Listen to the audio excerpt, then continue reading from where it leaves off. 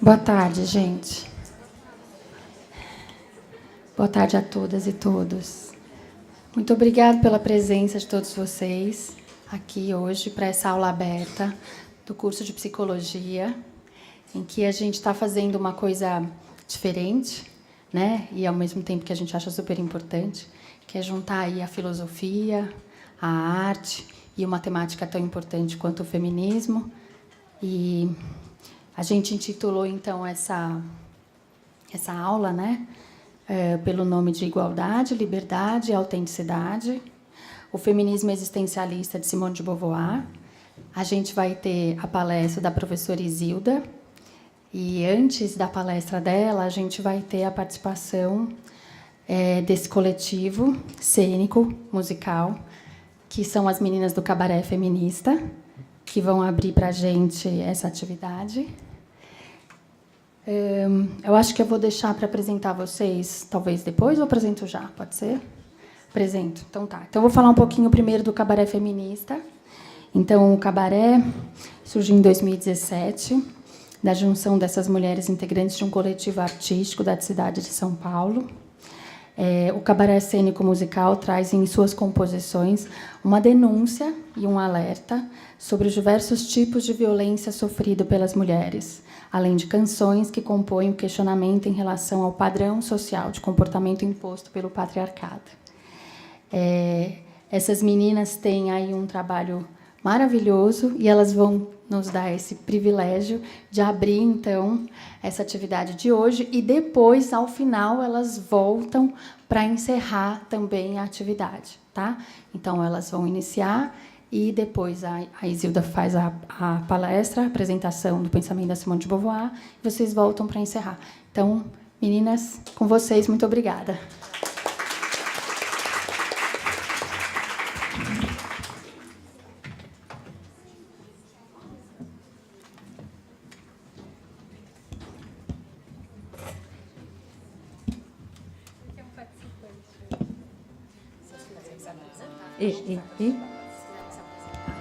Boa tarde a todas e todos.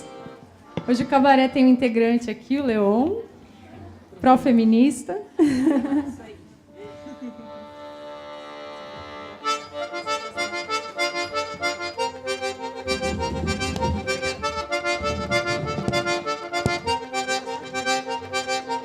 E inventaram por aí uma tal mulher, a mulher adequada. Inventaram por aí uma tal mulher, a mulher adequada. Inventaram por aí uma tal mulher, a bela e recatada. Inventaram por aí essa tal mulher, a mulher adequada. Venha cá, menina, deixa de ser a princesa encantada. Te ensinaram a ser moldada, a bela, linda e recatada. Por favor, vamos parar de ser escravizada. Ser escrava da beleza é uma cilada. Inventaram por aí uma tal mulher, a mulher adequada. Inventaram por aí uma tal mulher, a mulher adequada. Inventaram por aí essa tal mulher, a bela e recatada. Inventaram por aí uma tal mulher, a mulher adequada. E olha só o que disseram, talvez a maior piada. Contaram que pra ser linda tem que ser padronizada. E olha só o que disseram, talvez a maior piada. Contaram que pra ser linda tem que ser padronizada. Qual o problema se eu sair descabelada, se eu der uma engordada, se eu não tiver depilada? Qual o problema se eu sair descabelada, se eu der uma engordada, se eu não tiver depilada? Qual o problema se eu sair descabelada, se eu der uma engordada, se eu não tiver depilada? Qual o problema se eu sair descabelada, se eu der uma engordada, se eu não tiver depilada? Foi então que eu descobri que sou a tal mulher inadequada. Foi então que eu descobri que sou a tal mulher inadequada, inadequada, inadequada, inadequada, inadequada, inadequada.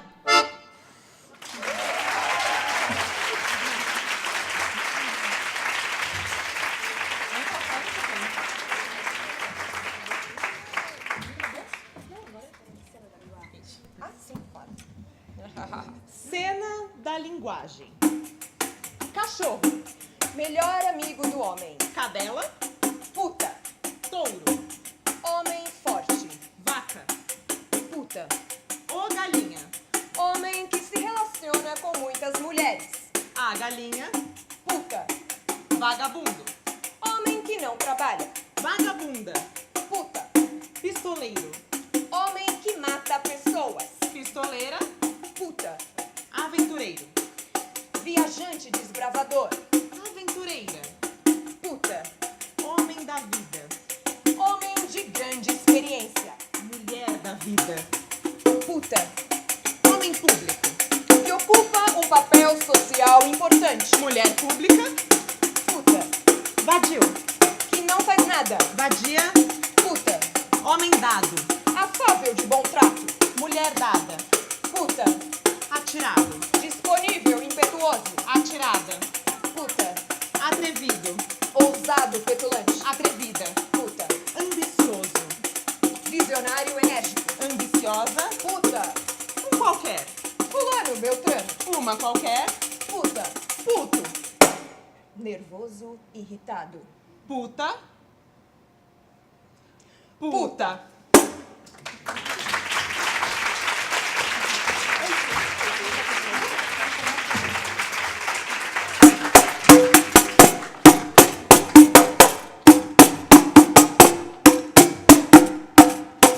Foi oprimida, ficou calada,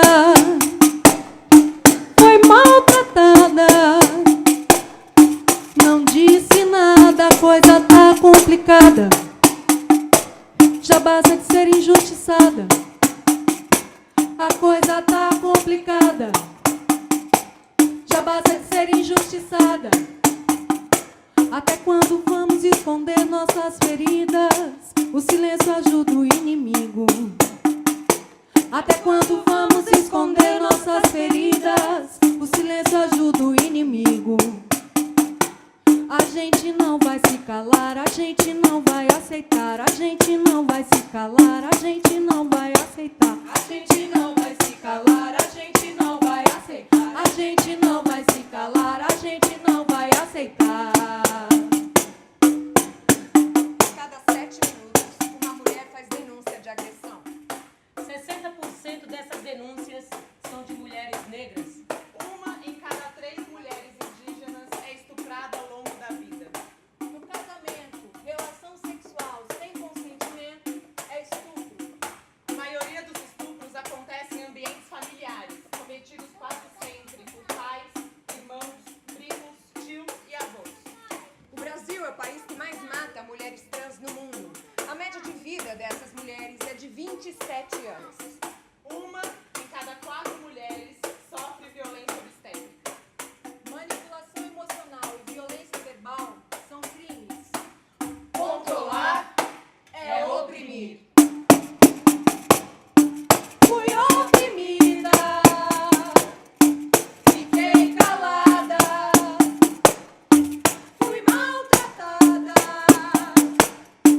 não disse nada, a coisa tá complicada.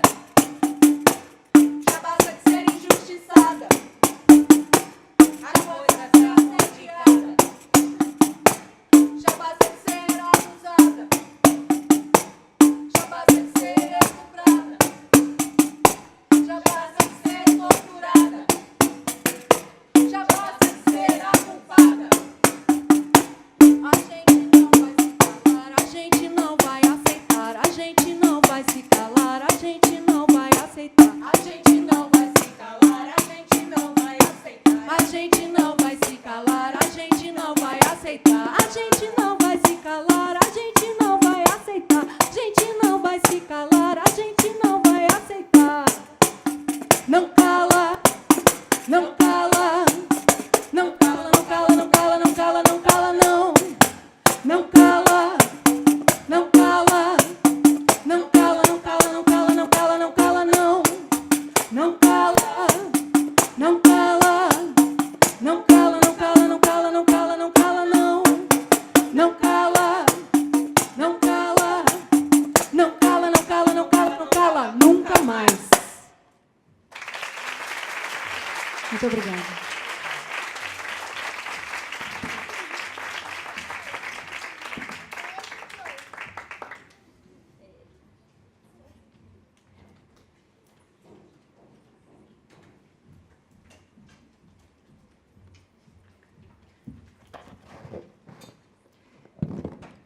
Muito obrigada. Maravilhosas, né, gente? Entendem por que eu não podia não dividir isso com vocês? Recentemente eu fui no show delas, fiquei encantada, apaixonada e falei, tenho que levar isso para vários lugares. A mesma coisa aconteceu quando eu conheci a Isilda. Isilda, você pode vir aqui que eu vou te apresentar devidamente também.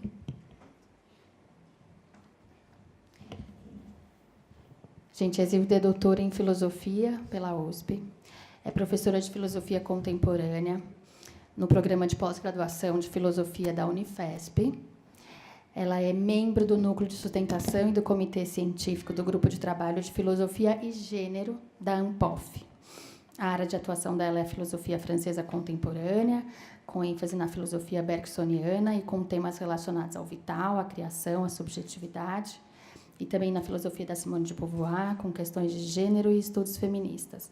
É autora dos livros Arte e Intuição, A Questão Estética, em Bergson, e Pensamento em Invenção, pela editora da Unifesp. Isilda, é um prazer estar aqui com você. Muito obrigada por ter aceito o nosso convite.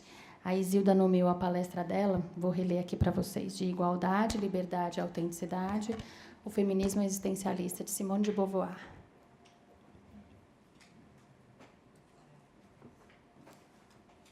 Alô.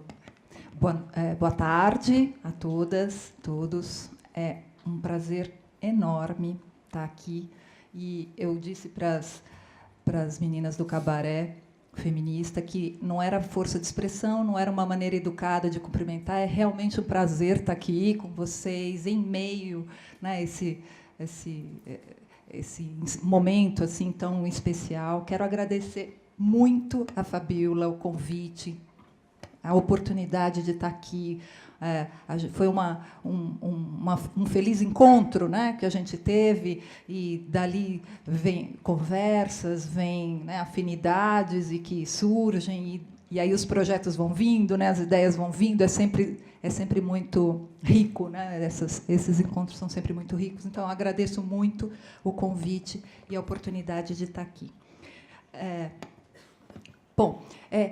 Eu vou falar sobre esse assunto que a Fabiola anunciou, e eu espero conseguir assim manter o interesse de vocês, porque eu estava dizendo para as meninas, depois de um show assim tão bacana, né, tão animado, aí vem uma professora de filosofia ficar falando, né, parada assim, né? Espero que pelo menos o assunto assim consiga motivar, e sempre tem, né, o argumento que depois elas voltam. Então vocês não se preocupem se cair assim um pouquinho, se desanimar um pouquinho, aguentem firme que depois elas voltam e a gente recupera então a animação, né, e o interesse.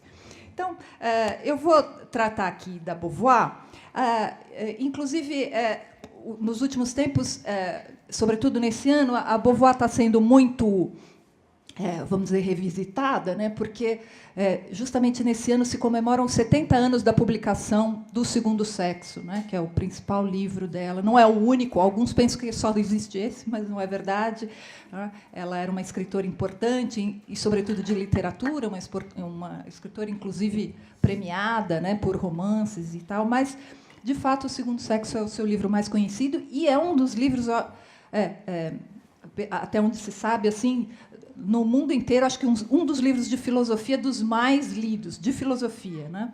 É traduzido para uma dezena de idiomas diferentes, né? É um livro realmente muito lido, né? E esse livro importante, então, O Segundo Sexo, está comemorando agora, então, os 70 anos da publicação. Ele foi publicado em 49, mais precisamente, o primeiro volume foi lançado no dia 21 de maio de 1949. Né? Então, estamos bem mesmo um ano comemorando um ano. Né? Então, e é sempre bom, né, a gente voltar a essa autora, que é, de fato, uma autora muito conhecida, sobretudo das feministas, não é? E uma questão importante, eu sempre falo, quando eu vou falar da Beauvoir, que ela, ao mesmo tempo que ela é uma autora muito lida, muito conhecida, ela também é uma autora, vamos dizer, pouco lida, no sentido de que muitas vezes ela é lida assim de segunda mão, né? A leitura de alguém, a interpretação de alguém que, quer dizer, você leu no livro de alguém que leu a Beauvoir e falou alguma coisa. Tem sempre a famosa frase dela, não é? Não se nasce mulher, torna-se mulher, e que às vezes tudo, a discussão, parece que a pessoa não precisa ler mais o livro porque ela já conhece a frase, então vamos discutir a Beauvoir a partir dessa frase, né? Então, a Beauvoir é isso desde sempre, né? Sempre, desde a publicação do Segundo Sexo, ela tem isso, assim, ao mesmo tempo que ela é muito lida, ela também é muito combatida, ela também é muito mal lida, enfim. Então, me parece sempre bom a gente retomar a obra da Beauvoir. E, nesse sentido, um pouco do meu esforço, né, quer dizer, bastante do meu esforço, é no sentido de trazer o pensamento da Beauvoir, começar a tratar dele contextualizando ele um pouco. Contextualizando, eu quero dizer assim, não se trata de montar um cenário, né, no qual a gente monta um cenário e põe a Beauvoir lá no cenário. Nem muito menos de explicar a obra dela pelo contexto histórico. Ela escreveu isso porque nessa época estava acontecendo isso.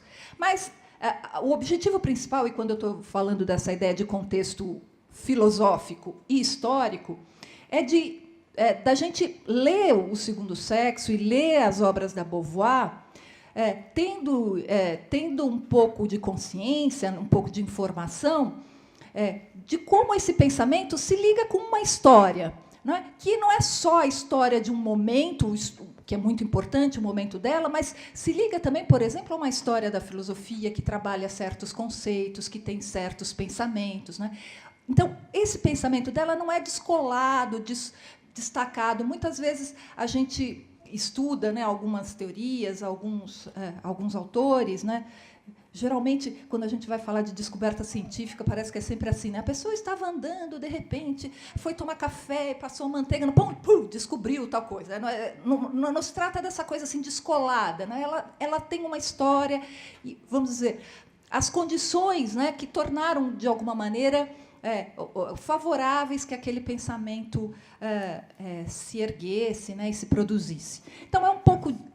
Eu começo falando um pouco disso, né, disso que eu estou chamando aqui de contexto histórico e filosófico, depois, que é a primeira parte. Depois eu vou falar de uma questão muito importante, porque a Beauvoir ela sempre afirmou e reforçou isso muito importante, algo muito importante, que ela diz que o projeto dela é um projeto ético. Ela abre o Segundo Sexo falando disso, né? Quer dizer, ela não está ali para construir uma teoria, não é para explicar o mundo, para dizer o que o mundo é, o que o mundo deixa de ser, o que a realidade é, o que a realidade deixa de ser, o que o ser é, o que o não ser não é, o que a mulher é, o que a mulher deixa de ser. Mas ela está lá justamente para pensar certas questões que dizem respeito à realidade, à situação da mulher, e pensar essas questões significa sempre pensar de algum lugar, né? Pensar sempre se posicionando em relação à realidade, né?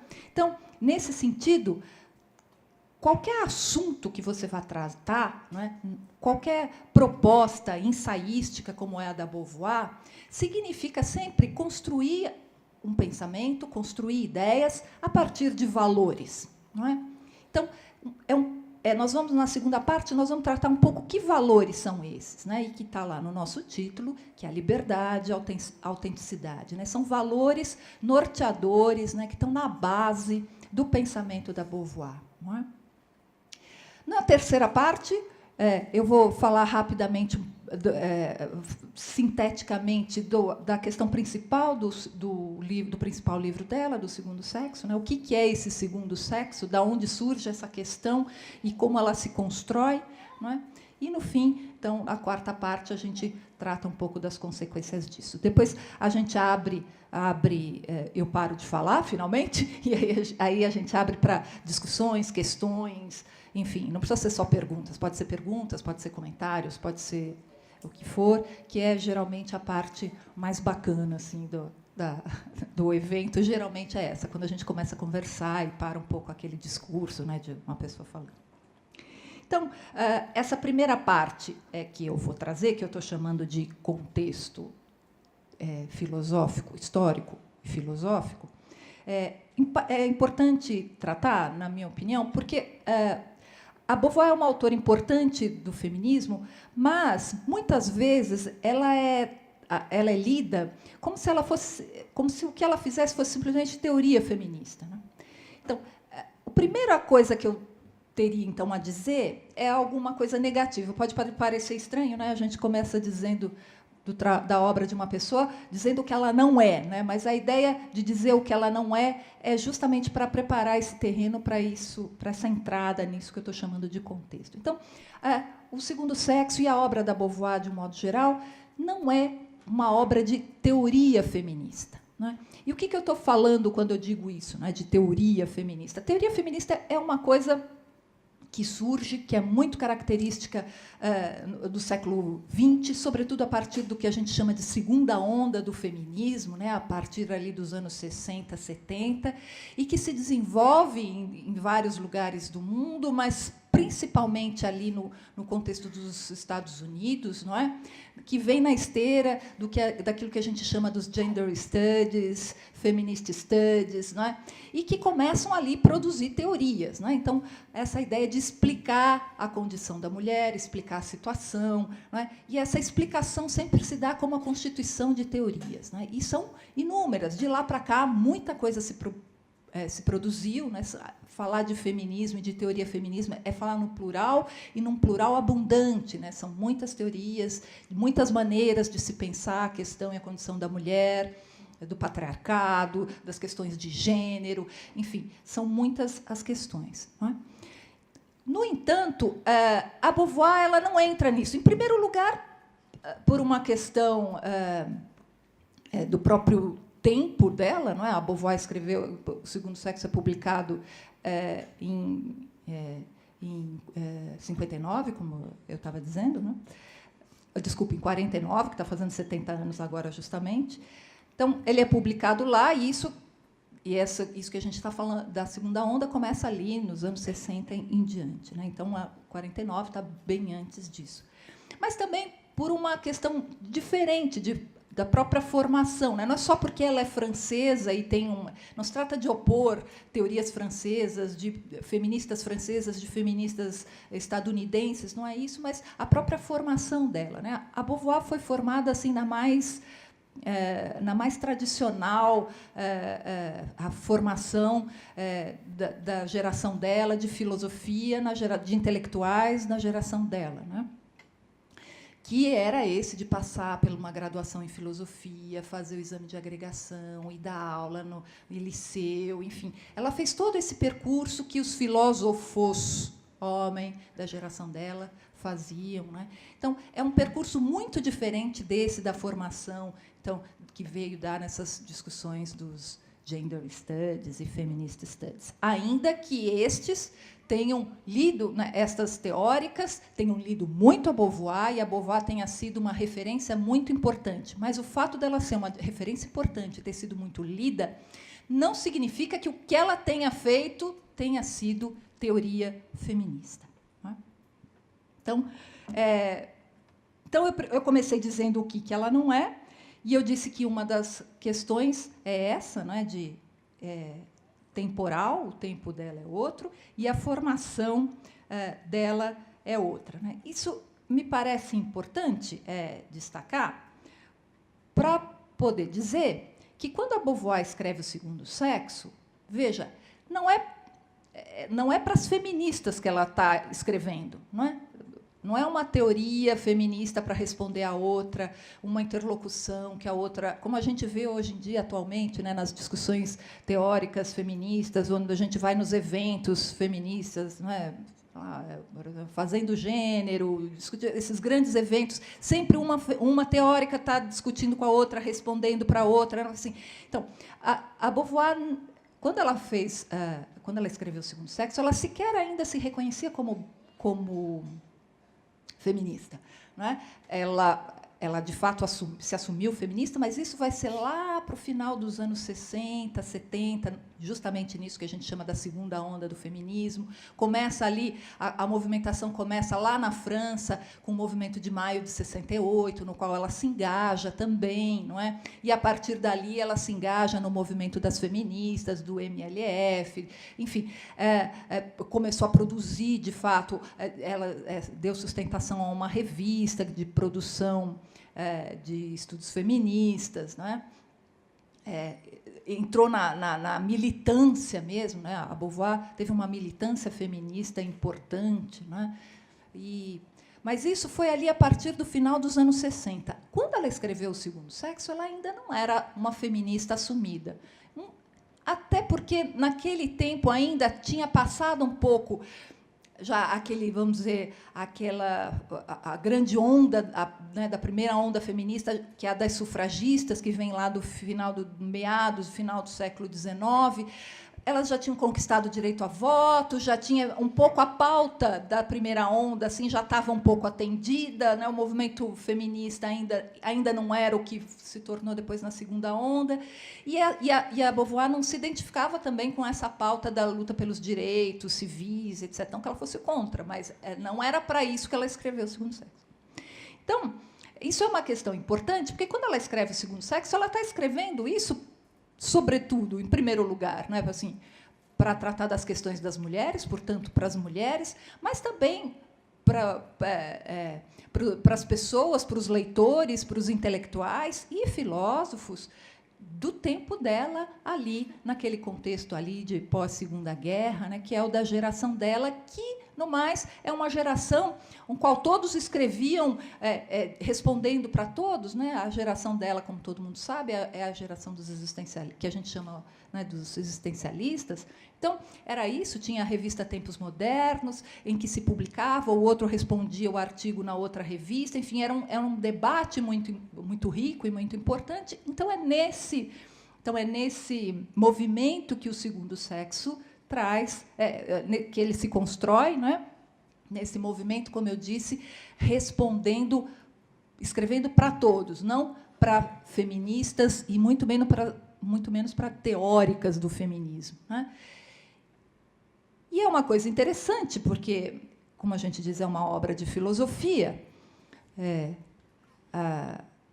o que, na verdade, é uma coisa que não foi desde sempre que foi assim considerada, né? A Beauvoir, durante muito tempo, ainda hoje, não é em todo lugar que ela é considerada uma filósofa, né, de primeira ordem, né, de primeira grandeza, como qualquer outro, né, da sua geração. É difícil a gente ver, sei lá, num programa de filosofia contemporânea, a gente vai ver Sartre, a gente vai ver Merleau-Ponty, a gente vai ver Heidegger, mas não, dificilmente vai ver Simone de Beauvoir, né? Então, sobretudo, depois, também, quando ela começa a ser lida pelas teóricas do feminismo, também ela ficou marcada um pouco como essa autora, vamos de teoria feminista, ou pelo menos o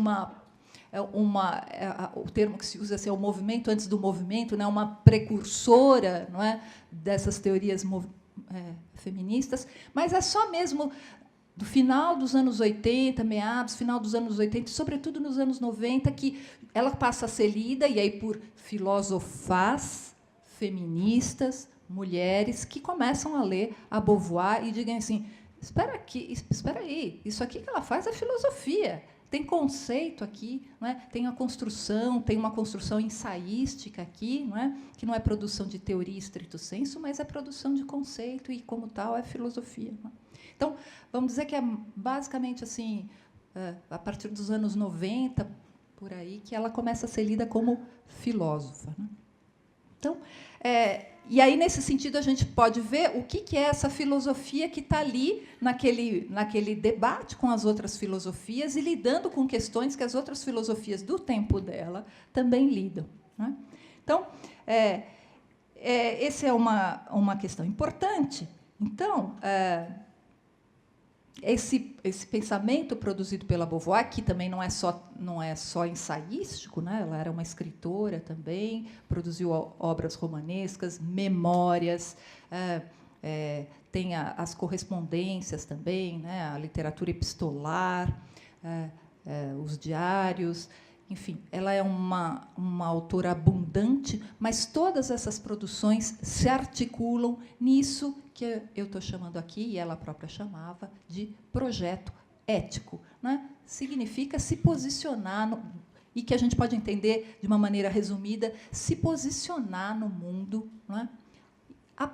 Tendo como referência certos valores, escrever o Segundo Sexo, escrever os Mandarins, escrever A Convidada, escrever sobre a velhice, escrever suas cartas, escrever seus... tudo isso se dá a partir desse fundo ético, né, desse fundo de valores, e nesse sentido que é um projeto ético, e esses principais valores que a gente pode reconhecer, né, nesse projeto da Beauvoir o da liberdade e o da autenticidade, que são conceitos importantes, que também se ligam à história do pensamento, à história da filosofia, tem história, né? Portanto, nesse sentido que eu digo que o pensamento da Beauvoir não é só um flash de um momento, ele também é um pensamento que se enraiza numa história do pensamento, numa história da filosofia. Né? Então,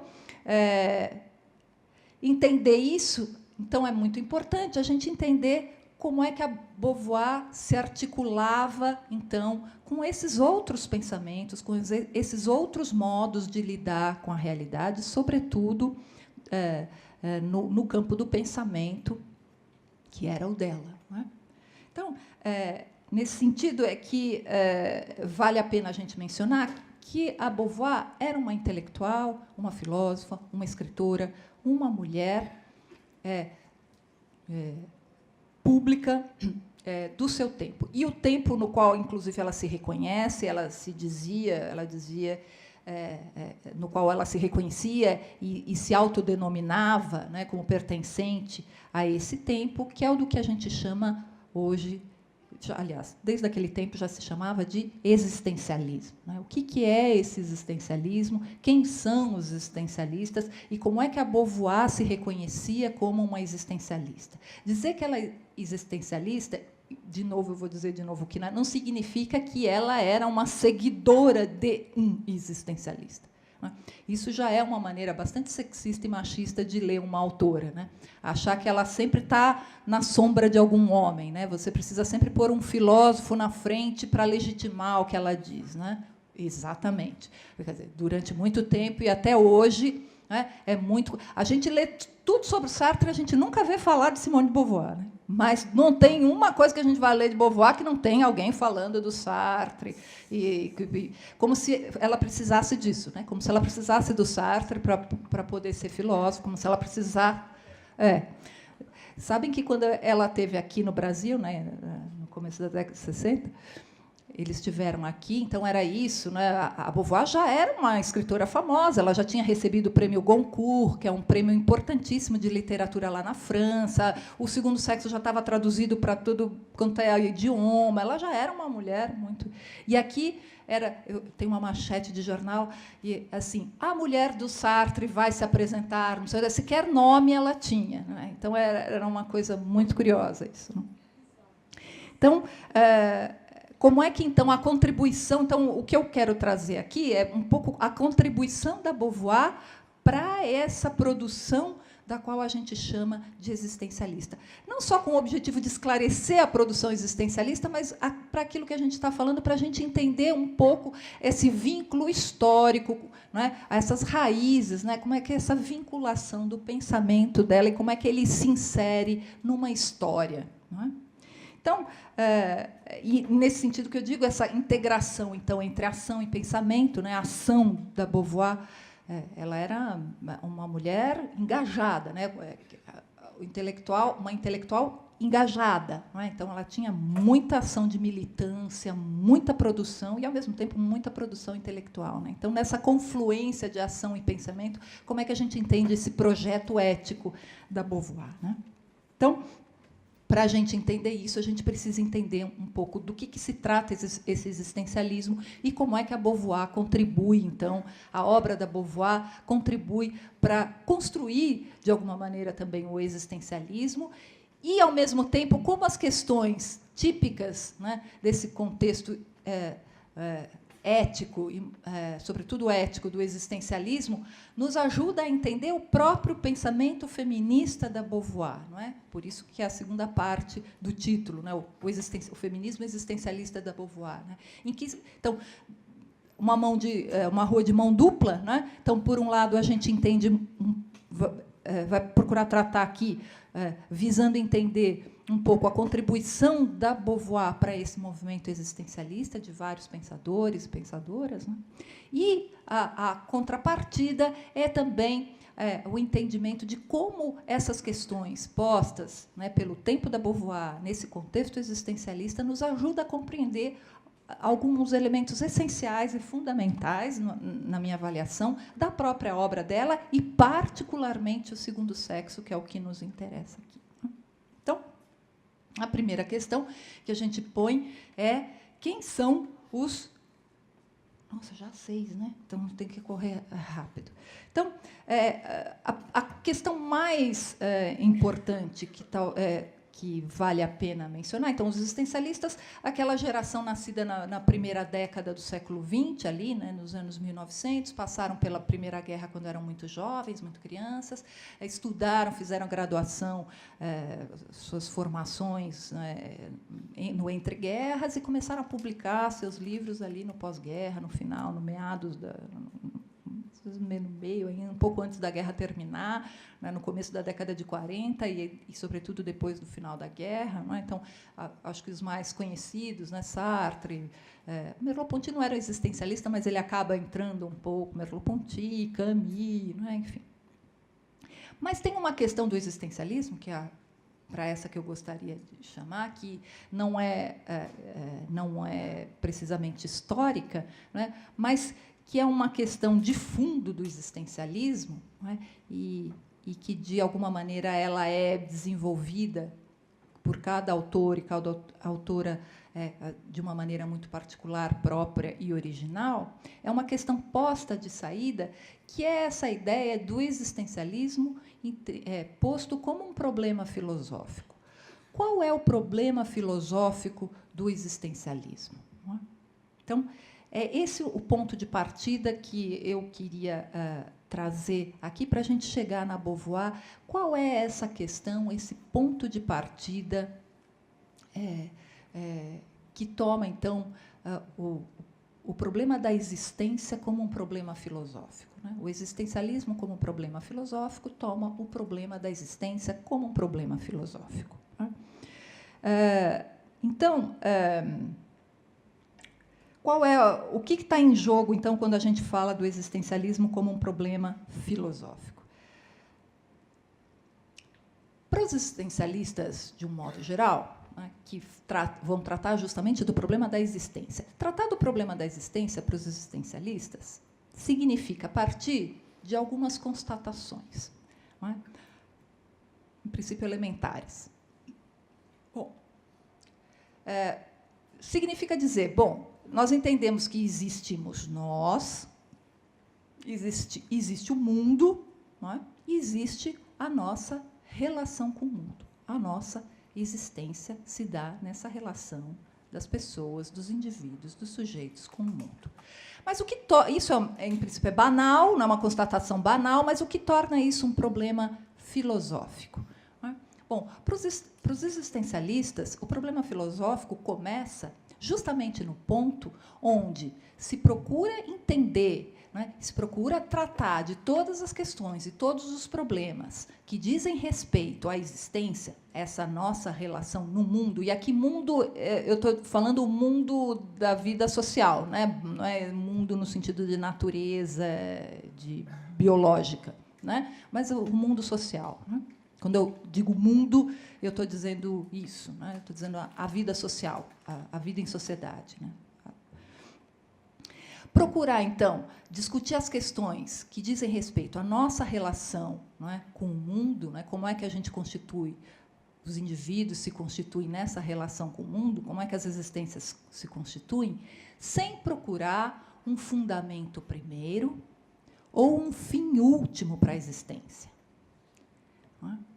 Então, significa partir para discutir essas questões que envolvem a existência sem procurar um fundamento que anteceda, que venha antes prévio, anterior à própria existência, um fundamento metafísico, inumano, transcendente, algo que explique a existência, mas essa explicação esteja para fora da existência, não é? Numa razão transcendente, inumana, superior. Então, e nem também num fim último, no sentido de que a existência se dirige para determinado lugar, tem um certo fim. Não é? Então, em suma, aquelas questões típicas da metafísica. Quem somos? De onde viemos? Para onde vamos? São questões, para os existencialistas, desprovidas de sentido. Ora, não cabe perguntar, nós não temos condições, nós só podemos nos pronunciar sobre o que se passa no mundo, na vida. O que está fora, não temos como nos pronunciar sobre isso. Não é? Então, nossas questões e nossas perguntas vão se voltar, portanto, para o que diz respeito ao que se passa na existência como existência. Não é? Então, portanto, a pergunta de qual é o sentido da vida? Bom, a resposta, em princípio, elementar que um existencialista daria, bom, é o sentido que nós dermos à existência. Nós, seres humanos, indivíduos, coletivamente, não individualmente, não é? Coletivamente, o sentido que nós atribuirmos à existência. Não tem nenhum sentido prévio, não tem nada que anteceda. Antes de existir, a Beauvoir fala isso na Moral da Ambiguidade, ela fala assim, antes da existência, a gente não tem mais razão para existir ou para não existir. Não existe mais razão para uma coisa ou para outra. Não é? Tudo se dá na existência, a partir da existência. Então, todas aquelas questões metafísicas, de ordem metafísica, estão descartadas, estão postas de fora. Ora, dizer, então, que não existe o fundamento primeiro, não existe pressupostos da existência, né? Não significa dizer que nós não reconheçamos que nós existimos. Né? É o que a gente chama de afacticidade da existência. A gente chama não, né? Os existencialistas chamam de afacticidade da existência. Nós existimos. Né? O que vamos fazer da nossa vida? Essa é uma questão importante. Não é? A questão fundamental, a Beauvoir diz isso na Moral da Ambiguidade, ela diz, a questão fundamental que importa responder não é se a vida faz sentido, se a vida não faz sentido, e qual o sentido da vida, mas é se e como queremos viver. Não é? Se nós queremos viver e como nós queremos viver. Essas são as perguntas fundamentais, porque é disso que se cria o projeto. Não é? É da falta, é do desejo que você cria o desejado, o projeto e, portanto, os caminhos para chegar lá. Isso interessa para os existencialistas. Não? Como que se constitui esse caminho? Bom, isso é o que vai determinar os diversos modos, não é, de você se inserir como pensamento nesse mundo, né? As produções de várias formas de pensamento, não é? Seja na ciência, seja nas artes, seja na filosofia, seja na psicologia, seja na biologia. Assim, a maneira como você vai pensar essas relações, cada um tem suas especificidades. E mesmo dentro da filosofia, cada filósofo tem o seu modo de abordar essas questões, né, de construir sobre como se dá, então, essa nossa relação com o mundo e, portanto, a partir dessa relação, como nós construímos o nosso projeto e nos constituímos enquanto existentes, enquanto existência. Cada filósofo teve a sua contribuição. Para isso, é preciso, portanto, no caso da filosofia, é preciso produzir um tipo de filosofia que não cabe mais, que não pode mais ser aquela filosofia do sujeito pensante, né, do filósofo fechado no seu gabinete, pensando as questões, não é? metafísicas ou não metafísicas, enfim, só as questões que vêm da sua biblioteca, né, fechada. Essas questões são importantes, mas o filósofo vai para o mundo, né? Ele se engaja na vida também. Não é? Então, é por isso que a gente vai ver uma geração, né, dos existencialistas em que quase todos são filósofos, em princípio por formação, mas também são jornalistas, também são cineastas, também são escritores, dramaturgos, também são atores, também, enfim, documentaristas. Né? Quer dizer, a maneira de se envolver, não é, com a realidade é determinante na própria produção da filosofia. Não que a filosofia se confunda com isso, a filosofia continua sendo filosofia, mas o modo de produzir, vamos dizer, a matéria-prima da filosofia muda um pouco, e mais do que isso, não só a matéria-prima, a própria postura do filósofo e da filósofa, a colocar como o filósofo e a filósofa se colocam no mundo, é determinante também para a construção da maneira como ele e ela se colocam na filosofia e no modo de construir esse pensamento. Bom, falando especificamente da Beauvoir, como que a gente pode dizer que a contribuição, qual foi, então, a contribuição da Beauvoir para esse problema do existencialismo como um problema filosófico? Né? Como eu disse, ela foi escritora, ela escreveu romances, escreveu diários e cartas, mas no que diz respeito à sua produção ligado a isso que a gente está chamando de feminismo, e, sobretudo, o segundo sexo, tem uma contribuição muito importante, porque a Beauvoir vai pensar essa discussão sobre a existência, né, a partir da discussão sobre o indivíduo sexuado. Né? O que a gente chama hoje de questão de gênero. Não é? O que a Beauvoir vai fazer, não é, em relação a essa proposta de como nós vivemos, né, o que nós, se queremos viver e como queremos viver. Né? Então, essa contribuição da Beauvoir para pensar a nossa relação, né, dos indivíduos com o mundo e a constituição, não é, dos indivíduos, não é, enquanto existentes, né, a pensar a questão da existência na Beauvoir, em praticamente todas as suas obras, e notadamente no Segundo Sexo, se dá, portanto, dessa perspectiva da introdução da questão de gênero na discussão existencialista. Não é? Então, essa é uma contribuição que a gente pode dizer original, não é? Autêntica, ela contribui de modo autêntico e original para esse problema filosófico da existência. Não é? E é por isso que eu vou entrar agora a falar um pouquinho sobre o Segundo Sexo. Antes, no entanto, eu queria ressaltar isso, né, que antes de entrar no Segundo Sexo, que aqui de saída a gente já pode falar um pouco sobre isso, essa questão que a Beauvoir põe. Ela diz, bom, quando a gente está falando de indivíduo, de sujeito, e da relação dos indivíduos com o mundo, da consciência com o mundo, não é? Aquela linguagem que a fenomenologia trata, do em si, do para si, a relação da consciência com o mundo com a consciência, ela vai dizer assim, olha, se nós tratarmos disso de uma perspectiva concreta e não abstrata, de um indivíduo abstrato, não é?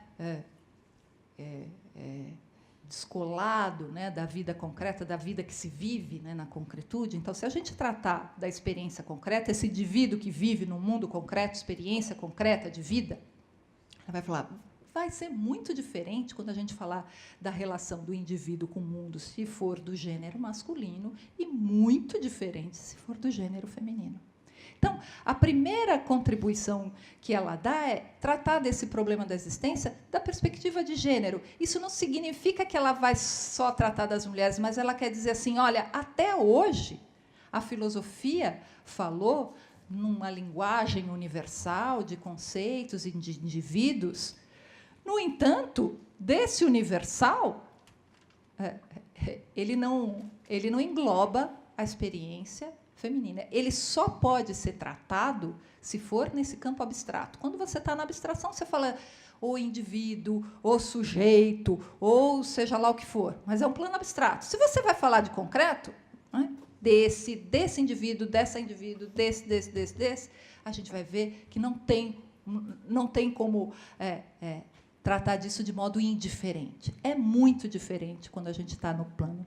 Então, tratando da relação do gênero feminino e do gênero masculino. Não é? Então, essa questão de colocar a distinção de gênero e, particularmente, o gênero feminino, né, o sexo feminino no centro da questão, não é simplesmente no sentido de dar protagonismo à questão das mulheres, mas significa reordenar toda a discussão que se constrói a partir disso. Ora, imagine, você constrói um arcabouço teórico, um edifício teórico, conceitual, em cima de um princípio universal, que, na verdade, não é universal. Quando você sai, então, desse contexto e leva para um contexto concreto, significa não só dar visibilidade à questão das mulheres, mas significa fazer filosofia de uma maneira completamente diferente, de um ponto, não é, de se colocar na filosofia e construir as questões de uma perspectiva completamente outra do que aquela que é universal, abstrata e, fundamentalmente, masculina, masculinista, muitas vezes misógina, machista. Não é? Então, é a própria filosofia que se reconstrói a partir desse ponto de partida generificado. Não é? Portanto, eu insisto nisso, não é só uma contribuição, que é enorme a contribuição, né, para a vida das mulheres. Né? A Beauvoir, ela sempre recebeu muitas cartas, ela respondia cartas, assim, eram mulheres de várias partes do mundo, assim, respondendo para ela: olha, a hora que eu li, eu me reconheci nesse lugar. Quer dizer, de alguma maneira, ela deu voz a muita coisa que não tinha nome, a muita experiência que não tinha sido nomeada, que não tinha sido, muito menos, reconhecida. Né? E isso é muito importante, né? Sobretudo no segundo volume, quando ela vai dizer das situações, né, da menina, da adolescente, vai tratar de menstruação, vai tratar de desejo sexual, vai tratar de virgindade, o que é perder a virgindade, o que é casar, a mulher casada, enfim, ela vai tratar de situações concretas mesmo. Então, é uma contribuição imensa, então, para a vida das mulheres e para a história do feminismo e para a organização feminista, mas é uma contribuição enorme também para a história da filosofia, na medida que o modo de filosofar e toda a construção, para a gente pode pegar dentro desse contexto existencialista, a filosofia é reconstruída de uma maneira, não quer dizer, os conceitos e o modo de fazer filosofia é reconstruído de uma maneira totalmente diferente. E aqui a gente pode dizer, sem receio, e eu digo isso, assim, essa é uma das contribuições que o feminismo dá para a filosofia. Veja, não é só contribuição do feminismo para as mulheres, que isso é indiscutível, não é? No sentido da nossa libertação, mas é uma contribuição para a própria história do pensamento, é uma contribuição feminista, porque isso é vindo de uma mulher consciente do seu lugar e de onde ela se coloca, se colocando como mulher, não é? Dentro dessa perspectiva criadora e libertária, não é? De um poder dizer, de um poder pensar, de um poder escrever. Não é? Então, é uma contribuição feminista para a própria filosofia, para a própria história do pensamento e para a história. Esse é um ponto importante, porque muitas vezes o feminismo é ligado assim só a questões... Parece que feminismo é uma questão só de mulheres, né? Assim, bom, de fato, nós somos protagonistas do movimento e não vamos abrir mão disso. Não é? Assim, essas questões só podiam ser levantadas porque elas partem de um lugar que é esse nosso, não é? E que nós temos possibilidade de dizer certas coisas que só quem está na nossa pele, só quem está no nosso lugar é possível dizer. Então, é importante, é um movimento do qual as mulheres são protagonistas, é muito importante, mas a gente precisa, às vezes a gente perde de vista que é um movimento importante no sentido de que ele é um movimento libertador. E, enquanto movimento libertador, não é só libertador das mulheres, é libertador da sociedade, né? Da sociedade como um todo. Né? Não dá para a gente defender a liberdade de um certo grupo sem defender a liberdade do todo. Né? Quer dizer, a liberdade sempre tem que estar ligada à ação de libertação. Portanto, não dá para ficar uma parte livre, outra parte na servidão. Não dá. Assim, ou todos se libertam, ou ninguém está livre. Né? Isso é uma postura muito da Beauvoir. Né? Então, nesse sentido que eu digo, a contribuição do feminismo para a própria luta da liberdade e da constituição da liberdade em relação às opressões, né? A partir da nossa situação, da situação das mulheres, a partir do que nós vivemos, a partir do nosso sofrimento, da nossa opressão, o quanto que isso contribui para se pensar uma sociedade mais livre, uma sociedade mais igualitária, uma sociedade mais justa. Não é? Porque é só numa sociedade inteiramente livre, inteiramente igualitária, inteiramente justa, é que a gente vai poder ser, enquanto mulher, livres, enquanto mulher, libertas, e não servas, e não escravas. Né? Então, eu sempre reforço isso, e, no caso da filosofia, vocês podem imaginar que o fato dela não ser considerada um cânone filosófico, né, pela, sei lá, filosofia mainstream e tal, se deve, vocês já podem imaginar por quê. Não é? Simplesmente pelo fato dela ser mulher, ser a produção de uma mulher. Não é? Então, aí, nesse sentido, cabe a nós, mulheres, filósofas, feministas, não é? Chegar e trazer o pensamento dela, como a gente está fazendo aqui, né? Gravando, vamos divulgar essa ideia de que ela é filósofa, e que não é nenhum favor, nenhuma concessão. Ah, tá bom, põe ela lá, então, na lista dos filósofos. Não, não, ela tem uma contribuição importante para a história da filosofia e para a própria história do pensamento e da humanidade. Né? E é sobre isso que a gente quer discutir. Né? É isso que a gente quer discutir, é isso que a gente quer trazer aqui. Eu vou, já está na hora de encerrar, vou só mais 5 minutinhos, só para a gente ter uma ideia um pouco do segundo sexo. O que é essa ideia de segundo sexo, que é muito importante? Tinha preparado um monte de coisa aqui que não vai dar para falar nada, mas, enfim. Não, mas a gente pode depois fazer outras continuações, enfim, essa discussão pode ir longe. Eu queria falar um pouco do segundo sexo, assim, de algo essencial na leitura do segundo sexo, que é preciso entender o que é ser esse segundo sexo. Né? Então, o segundo sexo ele parte de duas constatações, assim como eu falei lá com relação ao problema da existência, em princípio também parecem banais. Né? E, aliás, isso é uma das coisas que a filosofia faz. Né? Às vezes ela nos chama a atenção para algumas coisas que parecem tão óbvias, tão óbvio que é isso. Né? Aí a filosofia assim, você acha bem? Então, aí a gente vai olhar, pensando bem, não é tão óbvio assim. Né? Então, quando a gente começa a pôr algumas questões, a gente começa a ver que não é tão óbvio. Então, em princípio, as duas, uma constatação, são duas constatações, e constatações mesmo, não se trata de produto de um raciocínio, não se trata de uma conclusão, de um pensamento, é o ponto de partida, né? Duas constatações, não é? Sobre as pessoas, os indivíduos, os seres humanos. Não é? Uma, que as pessoas, os indivíduos, os seres humanos, são sexuados. A segunda, que já é uma constatação um pouco mais aguda, não é? E perspicaz, que o sexo feminino, o sexo da mulher, é o segundo sexo. Dizer que o segundo sexo significa dizer que ele é aquele sexo que se constitui sempre em relação ao primeiro. Né? O primeiro é o que é a referência. E tudo que vem depois, aí podia ser o terceiro, o quarto, o quinto, o sexto, seja lá quanto fosse, sempre se dá em referência ao primeiro. Né? Quando a gente vai posicionar, contar qualquer coisa, a gente sempre... todas as outras unidades que vêm sempre a partir da primeira. Não é? Então, o segundo sexo, portanto, ser segundo significa ser aquele sexo relativo, aquele que se constitui sempre em relação a, não é? Em relação ao primeiro. Não é?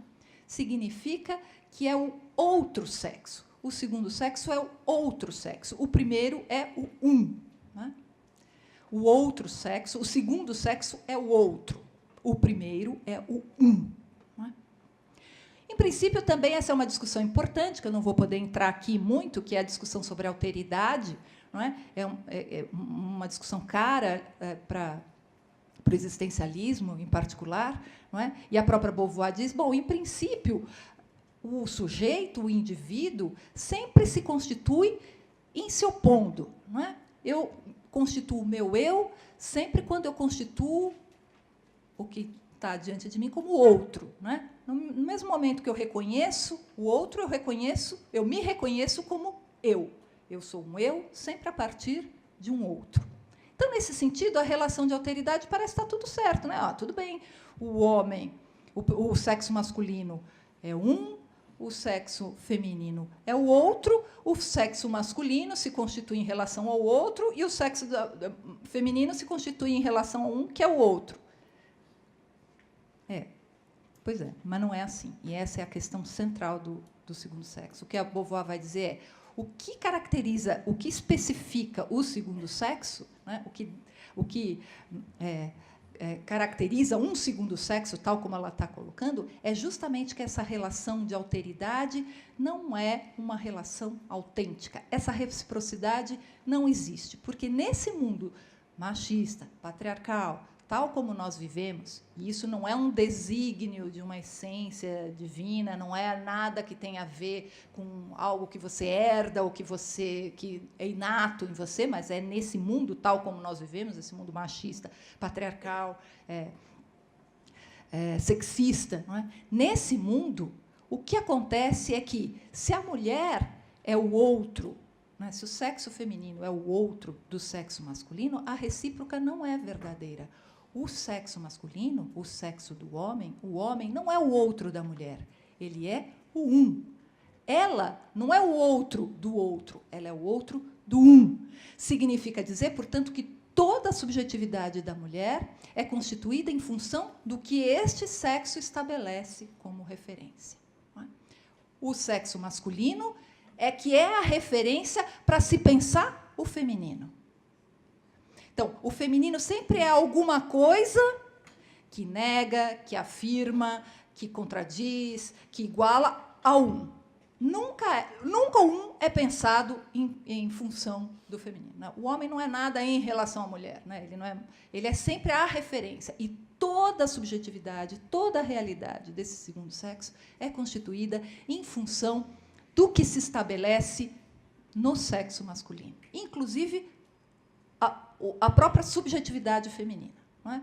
A gente viu aqui, o cabaré feminista botou muito bem o que é ser mulher, e essas avaliações aqui, né, na performance delas mostrou muito bem, não é algo que nós constituímos a nosso respeito. Não é? Quando a gente fala da beleza, quando a gente está falando do padrão de beleza, quando a gente está falando da maneira de descrever nas mulheres, a gente entende que tudo isso que a gente assume e assimila como sendo nosso é algo que foi dado de fora, foi dado sempre por esse um que é absoluto, que tem uma alteridade completa, mas a nossa não é completa. Sempre nós estamos nesse lugar, então, de um sujeito que se constitui sempre a partir de um outro. Portanto, o segundo sexo, o que caracteriza o segundo sexo é sempre, ele é o indivíduo do segundo sexo, né, se chamarmos isso de mulher, né, a mulher, o indivíduo do segundo sexo, do sexo feminino, ela é o outro para si mesma. Quem sou eu? Eu sou o outro do homem, eu sou o outro do um. Então, toda essa constituição dessa subjetividade feminina se dá sempre em função do um. Essa é a questão mais importante do segundo sexo. E, bom, a Beauvoir vai dizer como isso foi possível. Como que a gente chegou a esse ponto? Essa é a questão principal. Então, é isso que a Beauvoir vai investigar. E uma questão muito importante, como a gente viu lá, a questão do existencialismo, não existe nada que anteceda a existência.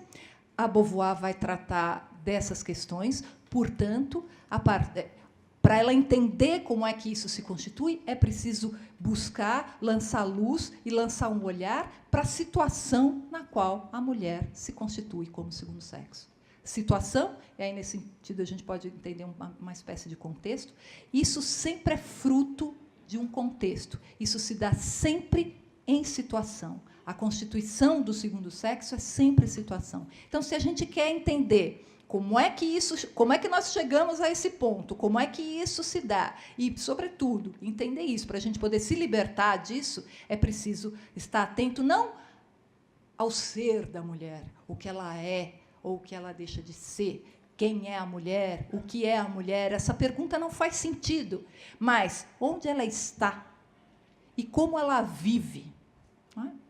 Isso é importante. Essa vamos dizer, é a grande empreitada do segundo sexo, e a perspectiva de libertação surge justamente disso. Não é? É preciso entender essa situação para entender como é que se forma isso, como é que se constitui esse segundo sexo, para entender os mecanismos disso, para que a gente possa se libertar deles e ir para além.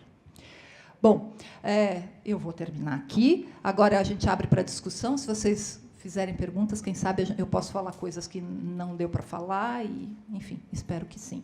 Obrigada para vocês. Obrigada.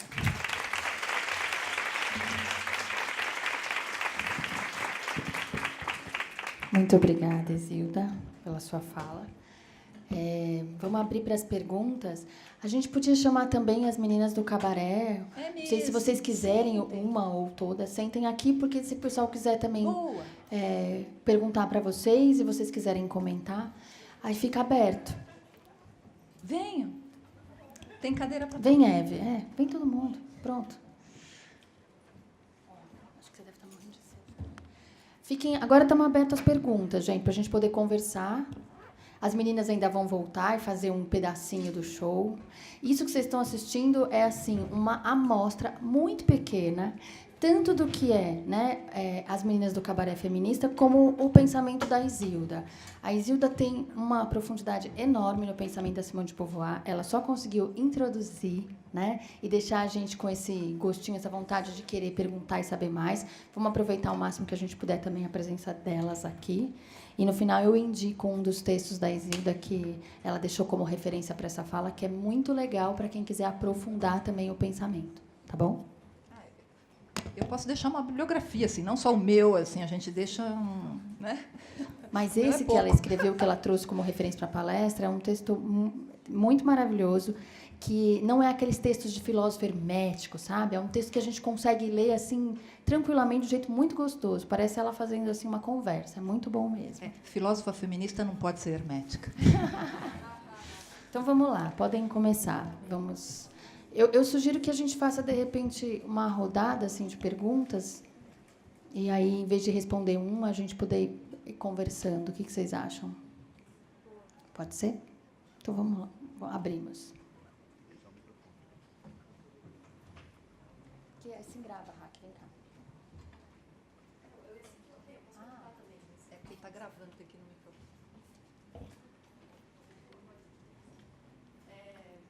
microfone. Boa tarde. Meu nome é Raquel. Eu fiquei pensando, na sua fala, você fala bastante de liberdade, E é um termo sobre o qual eu tenho refletido bastante ultimamente. E eu fico me perguntando o que é liberdade, sabe? Às vezes me soa um tanto...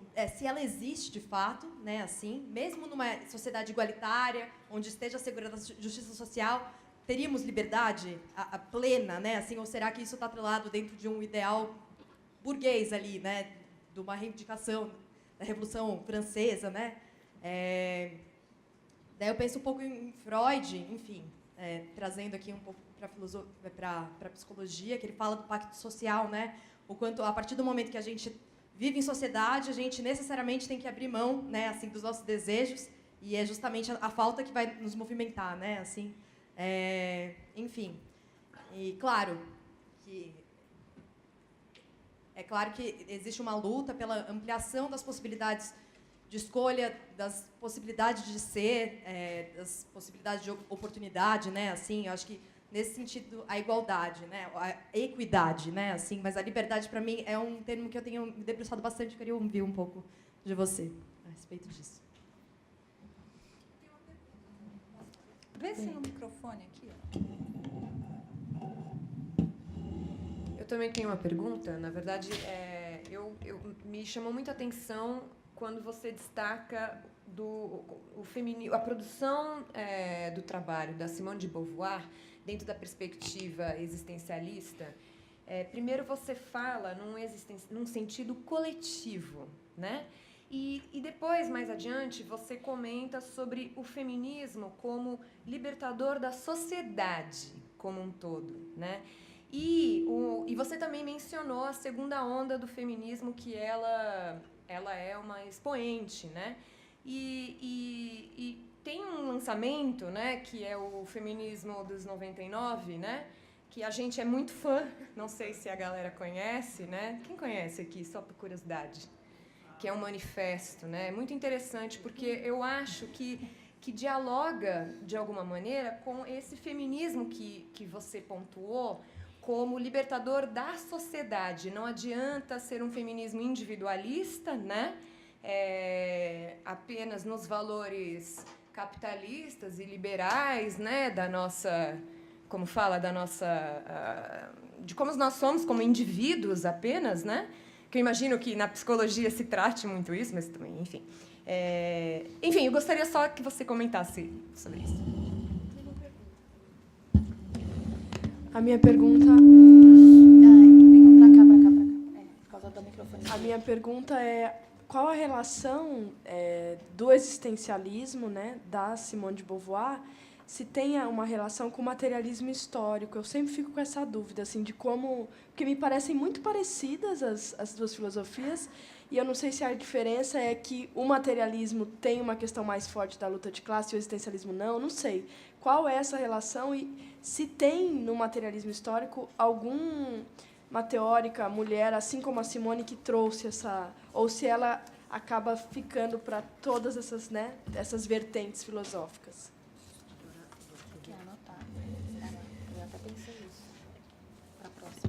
Olha que bacana, tem a ver as perguntas. Bem bacana, porque isso que... as duas perguntas têm a ver com a discussão sobre a liberdade. Era um dos tópicos que eu tive que suprimir aqui. Era um dos tópicos, porque, de fato, quando a gente está falando liberdade, nossa, é uma discussão que tem milênios de discussão, né? Cada filósofa define a liberdade da sua maneira, e na Beauvoir tem uma maneira de tratar da liberdade. Bom, de novo, eu vou começar dizendo o que é liberdade para Beauvoir, para os existencialistas de modo geral e para Beauvoir especialmente, o que a liberdade não é. Que é uma discussão também, até então, vamos dizer, até o século XIX, era uma discussão mais difícil de sair dessa discussão, que é sobre o livre-arbítrio, né? Final do XIX para lá, no XIX a gente já começa a ver autores que começam a tratar a liberdade fora desse contexto de um livre-arbítrio. Então, e na Beauvoir isso é muito claro, nos existencialistas de modo geral e na Beauvoir de modo claro. Em primeiro lugar, a gente precisa entender o que não é a liberdade. A liberdade ali pensada na Beauvoir não é uma liberdade pensada como um livre-arbítrio. O que é o livre-arbítrio? O livre-arbítrio é essa ideia... dizendo muito em linhas muito gerais, né, muito resumidamente, né, muito esquematicamente. Mas, dito esquematicamente, o que a tese do livre-arbítrio diz, né, que se opõe à tese do determinismo, né? O que a tese do livre-arbítrio, seja qual for a escola, qual for a filosofia, em linhas gerais, o que os defensores do livre-arbítrio dizem? Eles dizem assim, olha, a realidade está aí, nós somos um indivíduo, é quase como se fosse a imagem, assim, a gente andando por uma estrada, e aí você vê vários caminhos, e o livre-arbítrio diz que você é livre para escolher ir por aqui, ir por ali, por acolá. Né? Você é livre, nada te impede. Por mais que existam questões de ordem, isso aqui, na verdade, essencialmente, você é livre e você tem condições de escolher seguir por aqui, por ali, ou por ali. O que os deterministas dizem? Eles dizem exatamente o contrário. Não é? Eles dizem o seguinte, olha, se você está entrando na estrada, você tem um monte de caminho, você vai tomar este caminho, você acha que você está escolhendo, Você acha que essa sua escolha é livre, mas, na verdade, já está tudo programado, seja biologicamente, seja geneticamente, seja moralmente, seja socialmente, seja psicologicamente, seja lá como for, você acha que você está escolhendo, mas você não está. Você está determinada, você está indo por aqui. Então, aí fica naquele eterno embate, né? Somos livres ou não somos nesse contexto? Aí os defensores do livre-arbítrio vão dizer, sim, somos, porque por mais que você tenha, sempre você tem... Enfim, cada um tem a sua teoria. E o outro diz, não adianta, porque você está achando que está decidindo e não está. Bom, a liberdade dos existencialistas não está nesse esquema, porque ela não é pensada como uma possibilidade de você escolher sobre uma realidade já dada. O que está no fundo disso? Essa ideia que tem uma realidade constituída, já dada, pronta, né, inexorável, tem você, que é uma coisa completamente destacada dessa realidade, e aí só você vai lá e escolhe.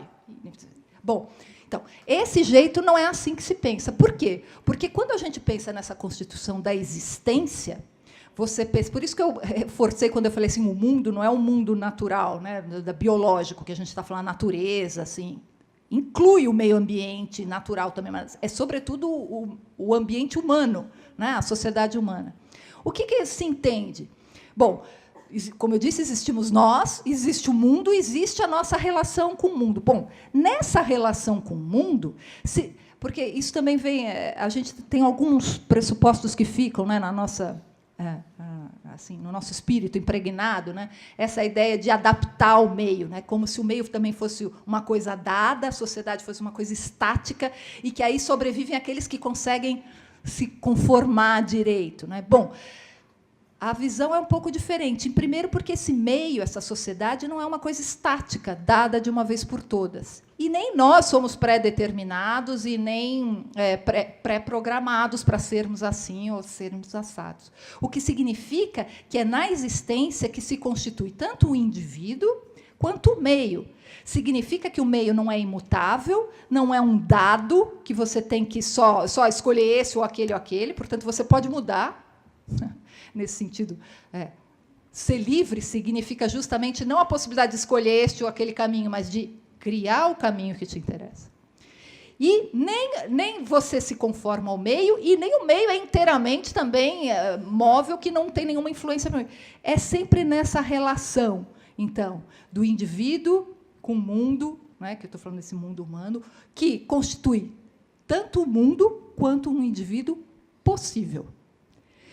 Isso significa dizer que, quando a gente fala de ser livre, não quer dizer que a ação é ilimitada, no sentido, eu posso escolher o que for, porque basta acreditar em si mesmo, acredite no seu potencial, não é assim? Acredite no seu... Não abandone seus sonhos, não é assim? Sonhe porque você consegue, não é? Então, isso não significa dizer que não depende só de nós. Por quê? Porque, por mais que você projete seus desejos no mundo e sua ação no mundo, o mundo também se constitui como um obstáculo à ação. Não é? Bom, e é justamente nesse jogo da ação dos indivíduos, no plural, com o mundo, é que você vai constituindo um mundo possível para os indivíduos.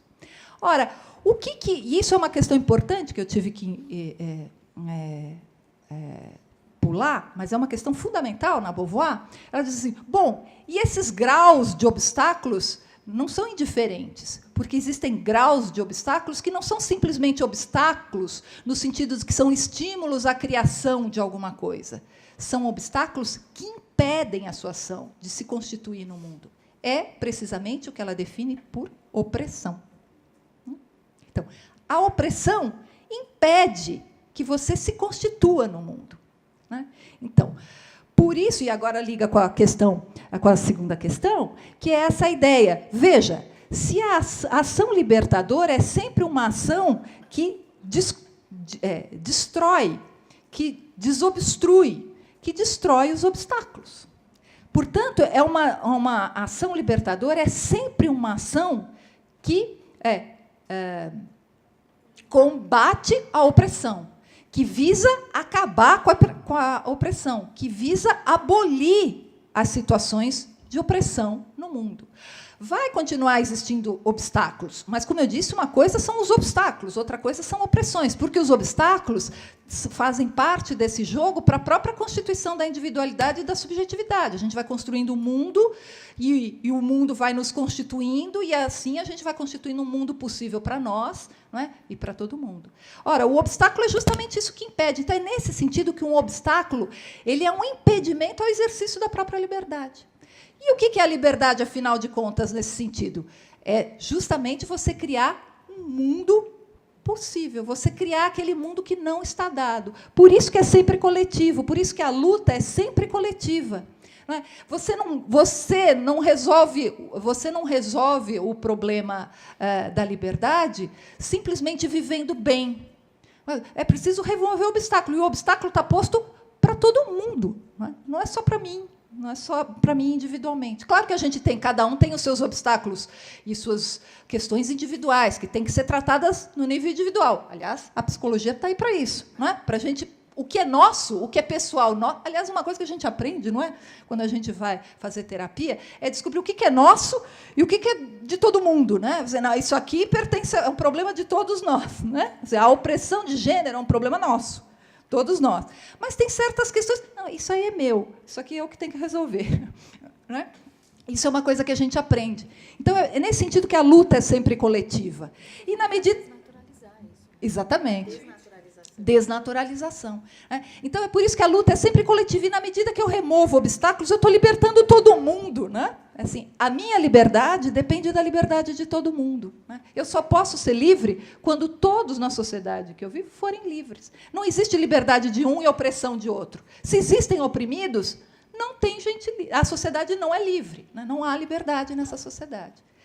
Uma última coisa que às vezes me perguntam, eu já vou antecipar, mas então aquela discussão de a minha liberdade acaba onde começa a do outro? Não, e não cabe isso, porque a liberdade é sempre um movimento de libertação, e não de opressão, e não de limitação da liberdade do outro. A liberdade sempre intensifica a liberdade do outro, não tolhe a liberdade do outro. Então, quanto mais as mulheres, os negros, as negras, os LGBTs, os índios forem livres, mais todo mundo vai ser livre. Mais livre vai ser a sociedade. E como é que a gente sabe quando é livre e quando não é livre? Bom, não tem um medidor, né? Um aparelhinho que você põe lá, tanto liberdade, tanto liberdade. Não tem. Mas um indício claro de que o mundo, o ambiente, e os indivíduos que vivem naquele ambiente gozam de uma possibilidade de liberdade, é a possibilidade da diversidade. Quanto maior a diversidade, mais a gente entende que há liberdade. Não é? Quanto menos diversidade, quanto mais todo mundo num padrão, quanto mais todo mundo, menos liberdade há. Quanto mais diversidade e diferença há, esse é um indício claro de que ali é mais ou menos livre. Então, a gente pode olhar assim, olha, numa determinada situação tem mais liberdade no que outra? Pode. Assim, numa determinada situação, as pessoas criam mais, inventam coisas diferentes, são diferentes. E nessa, todo mundo age igual, faz igual, repete igual, faz igual. Então, aí a gente vai vendo. Então, é nesse sentido que a luta é sempre coletiva, porque a minha liberdade, isso é uma frase da Beauvoir, né? Assim, eu só posso ser livre, a minha liberdade depende da liberdade de todo mundo. Eu só posso ser livre quando todos forem livres. Né? E aí a questão do materialismo também é uma questão importante, porque, no Segundo Sexo, a Beauvoir trata precisamente dessa ideia da construção do patriarcado. Ela vai investigar as bases do materialismo histórico para ver se ali ela encontra a origem dessa situação da mulher, como segundo sexo, e ela vai mostrar, olha, mesmo nessas relações do materialismo histórico, a gente não encontra algo que justifique essa situação da mulher. Não é?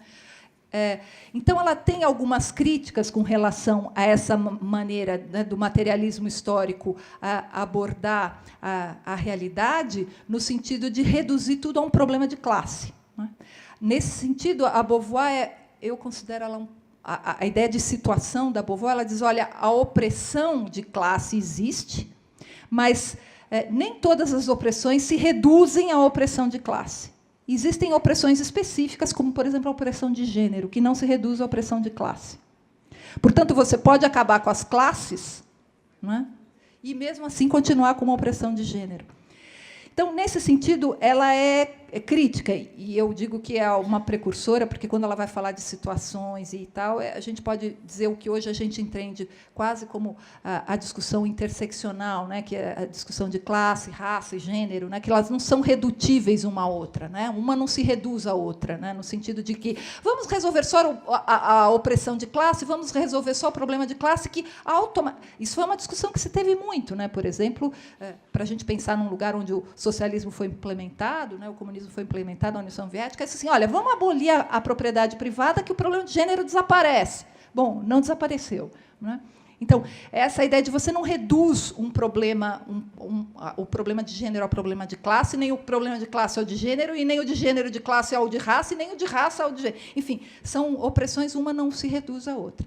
No entanto, e é preciso dizer, com relação ao materialismo, a Beauvoir sempre enfatizou isso, e mais no fim da vida dela, ela fala, olha, se eu fosse escrever o Segundo Sexo, eu ia dar mais importância a isso, a questão de que muito dos mecanismos de perpetuação da opressão de gênero se faz por um controle das vias da produção material, né? Então, aquela coisa da dependência financeira, do controle do capital. Então, a Beauvoir, a filosofia dela não é materialista, mas ela diz assim, mas a questão materialista, a gente precisa... Ela fala assim, eu daria mais atenção para essa questão materialista, no sentido de que não se pode pensar a questão de gênero não só desvinculada da questão material, mas como a produção, né, de capital e as condições materiais, elas são um combustível e um elemento importante na manutenção da opressão de gênero.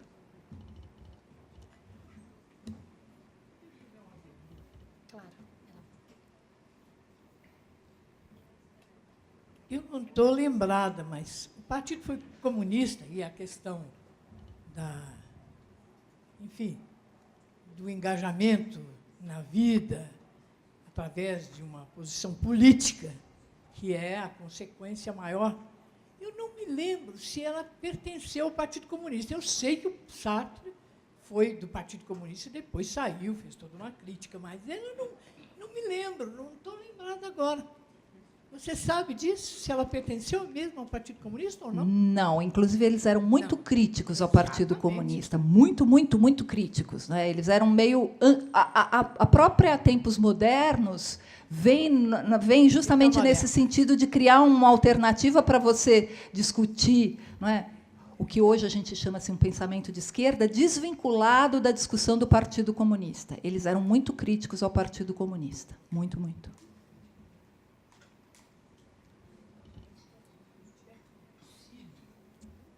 Não. Tinha o Nizam, que era muito próximo deles, mas que depois saiu do Partido Comunista, enfim. Mas eles tinham uma relação muito crítica e queriam tomar uma distinção muito... uma distância grande. Isso é o que eu me lembre, não. Acho que ele não tinha força suficiente para esse assunto, eu acho. Acho que... Eles estavam meio... mas eles estavam meio unidos ali, né, com o pessoal do... Na verdade, o pessoal se uniu quando tem a Segunda Guerra e a ocupação nazista, né? As forças todas se unem contra o nazismo, né, e contra que é o pessoal da resistência, tal. Então, em algum momento eles se uniram, mas depois que acabou isso, pronto, dispersou de novo e cada um voltou para o seu...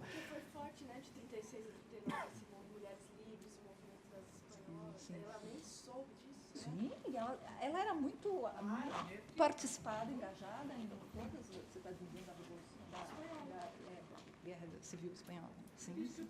Não, ela estava em todas. Tudo que estava acontecendo, ela estava lá. A Beauvoir estava... Por exemplo, ela militou fortemente na Guerra da Indochina, né, contra os franceses, pela libertação. Da Argélia, não é? Que é daí que vem... Ela militou fortemente. Ela e o Sartre, nesse sentido, militar era uma coisa perigosa. Assim, não é? Assim, por exemplo, a casa do Sartre sofreu um atentado à bomba. Jogaram uma bomba lá, que ele só não foi pego porque ele não estava na casa no momento, mas destruiu o teto, destruiu tudo. Enfim...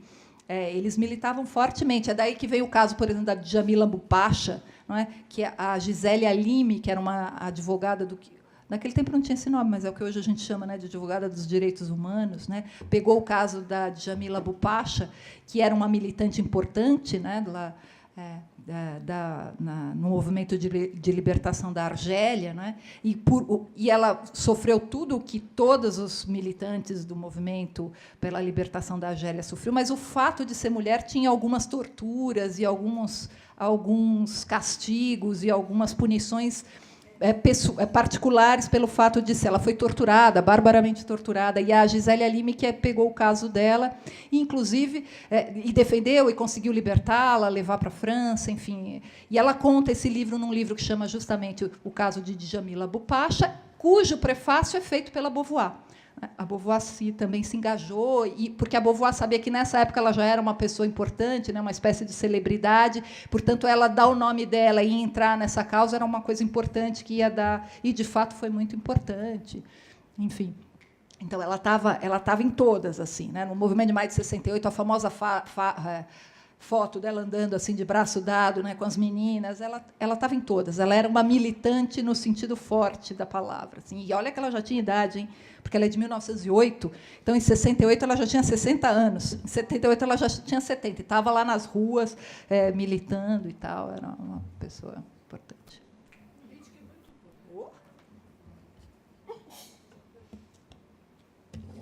Acho que a gente precisa encerrar. Podemos? Uma última pergunta, vai? Só para a gente poder ir para os nossos encerramentos. Se demorar muito, a gente já encerra. Mas podem fazer. Uma pergunta polêmica, vai. Essa relação agora do movimento trans e da questão do ser mulher, né? E tem essas divisões dentro do feminismo hoje muito fortes, de que algumas mulheres mais radicais falam, né, da questão do trans não ter útero, não ter ovário, e de como a Simone traz no livro 1 isso muito forte, a parte biológica, né? Tem uma parte lá que ela separa exatamente eu fiquei até um pouco chocada quando eu li, assim, tipo, o homem tem a musculatura assim, a mulher tem a musculatura assada, até parece determinista quando se lê um pouco, talvez de pronto.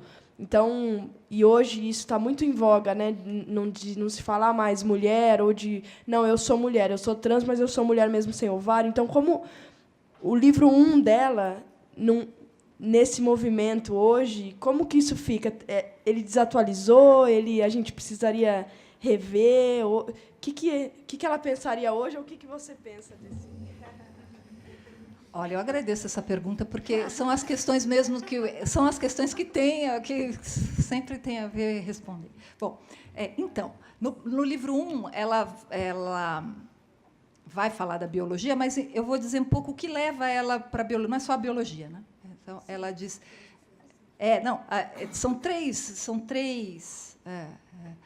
A biologia, o materialismo histórico e a psicanálise, né? Ela vai dizer assim, bom, como isso é possível, né? A pergunta de saída, né, que a gente falou, essa do segundo sexo, como é que isso é possível? Como é que a mulher se tornou isso? Não é, assim, não é possível, não é, que não tem alguma...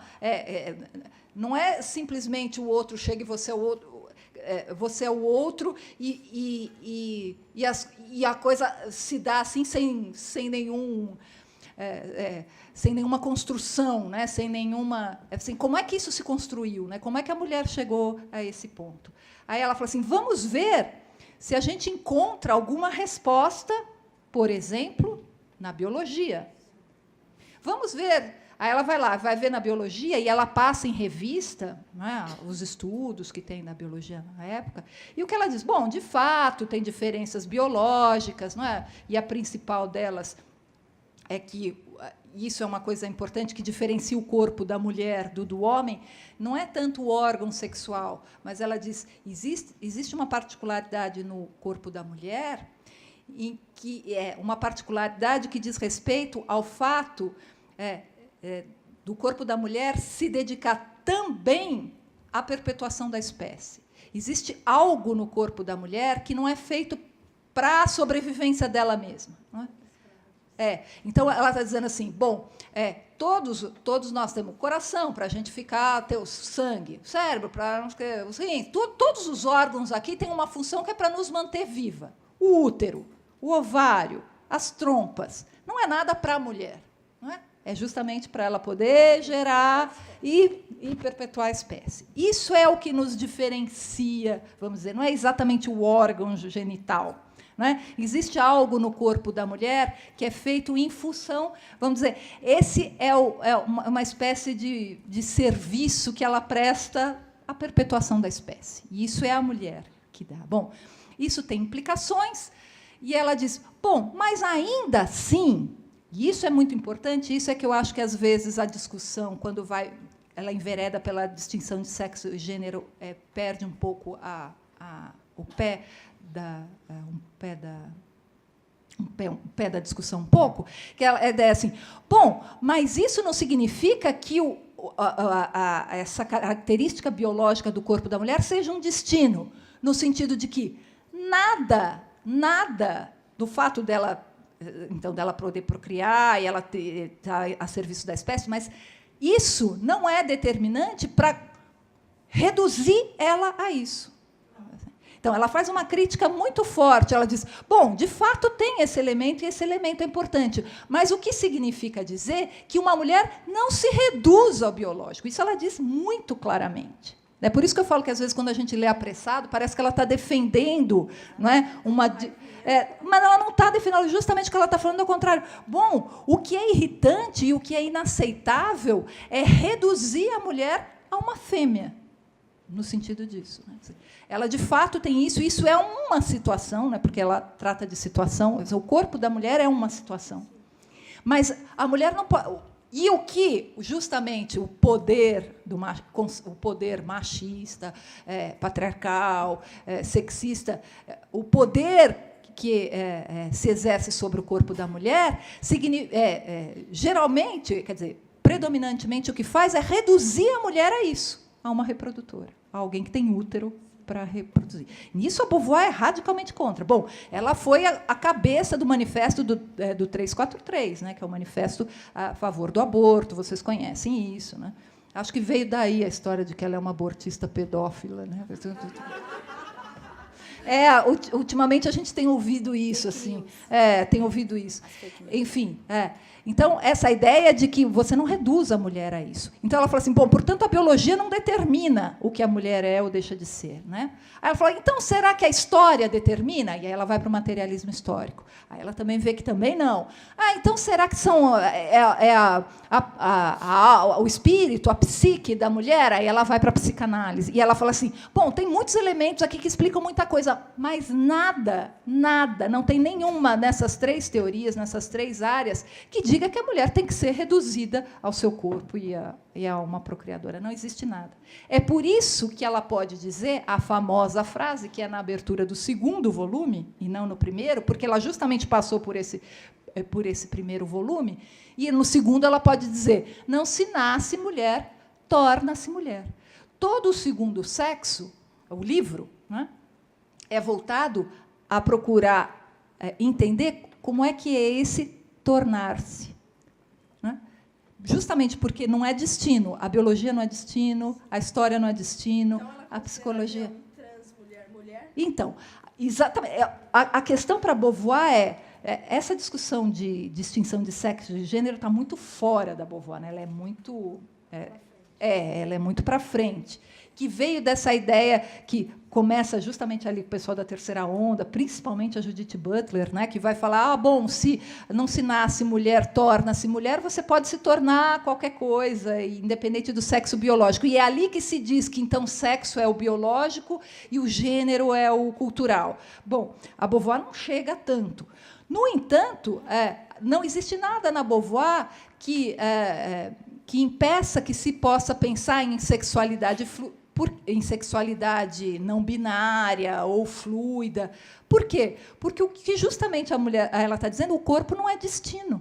Não é? O que ela diz, assim, ela não está dizendo, bom, não tem nada a ver. Não, tem alguma coisa no nosso corpo que não nos determina, mas que nos especifica, não é? Que é essa coisa da reprodução. Não é? Mas o gênero, tal como a gente diz, esse tornar-se, assim, na medida em que o corpo não é um destino, não é um destino inelutável, bom, é possível falar em trans, é possível falar em gêneros fluidos, em gêneros não binários, é possível, porque se o corpo não determina, não é? Então, você pode exercer sua liberdade também nesse campo. Não é? Então, apesar dela não ter abordado isso, a meu ver, não existe nada no livro dela que impeça essa discussão, ou que negue, ou que inviabilize essa discussão. Agora precisa enterrar. Essa discussão está maravilhosa. A gente poderia continuar, certamente. E continuaremos, certo? Acho que essa é a ideia. Antes, eu só queria, antes de agradecer e vocês finalizarem, né, eu queria dizer alguma coisa assim que, quando a Isilda me perguntou logo no começo, mas por que vocês da psicologia se interessam pela Simone de Beauvoir, né? Aí eu falei, para a gente, assim, para mim é quase óbvio, né? Ela é absolutamente terapêutica, no sentido de que ela tem uma proposta libertadora.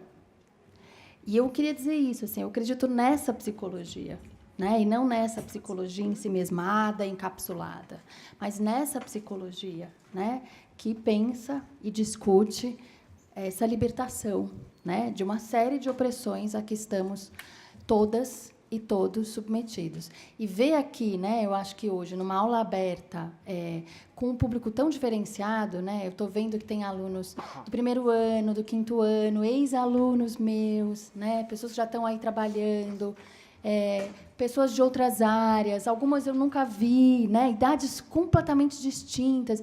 Eu acho que isso é muito bonito, e é exatamente isso que a gente acredita, né?